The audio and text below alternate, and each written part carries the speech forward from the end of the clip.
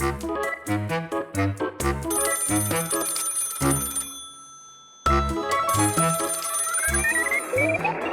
Grandpa! I hope you're excited for today's cooking lesson. I picked one that's right up your scientific alley. Only you have to promise not to try and use this as some excuse to take over the world or something. It's supposed to be fun. Today we're going to be turning a delicious liquid into solid edible spheres.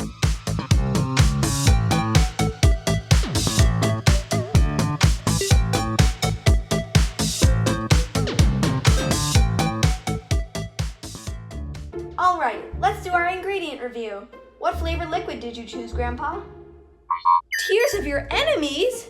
Well, I can't imagine that actually tastes good. Why don't you try something more friendly and delicious? Oh, like cranberry juice. This equipment looks all correct and complete, which makes me nervous. Are you planning something? Alrighty, but I'm watching you, Grandpa. At least 4 hours before you want to make your spheres, pour your oil into a tall container, cover it, and place the container in the refrigerator. Oh well, I guess I should have mentioned that beforehand. What should we do for 4 hours? Oh no. Grandpa, is that your time travel remote? You know it doesn't always work. Oh, and here you go anyway. Whoa, it actually worked. I think. I don't know if that was really cool or a little scary. Let's keep the oil in the fridge for now. Add 2 tablespoons of cranberry juice to a small bowl and sprinkle the gelatin over the surface. Use your rubber spatula to stir until there are no large lumps of gelatin remaining. Then put that aside. Add the remaining 1/4 cup of cranberry juice to a liquid measuring cup and microwave it for 30 to 45 seconds. Wait, Grandpa, remember the giant cookie incident? Am I going to have to tell Grandma to take that away? Okay, good. Thank you. Let's move on. I'm glad you used those oven mitts. That's gonna be hot coming out of the microwave.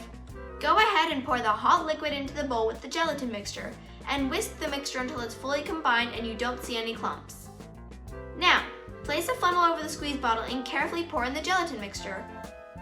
Secure the top of the bottle and place it in the refrigerator for 10 to 15 minutes so the gelatin mixture thickens slightly. Woo!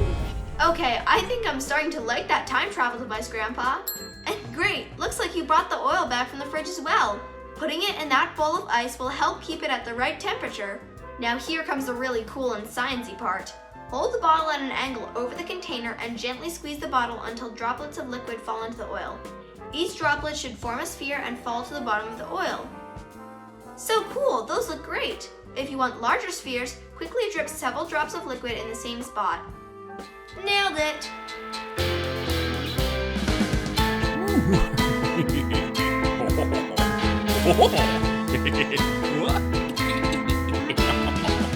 Set a fine mesh strainer over a medium bowl and carefully pour the oil sphere mixture into the strainer, then discard the leftover oil.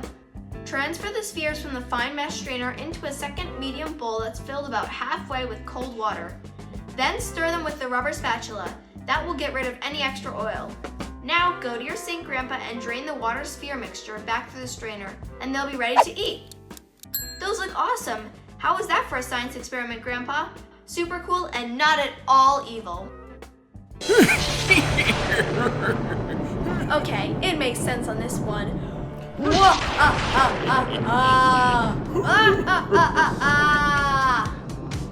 After all, cooking is like science. Delicious science. Visit atkkids.com for more recipes.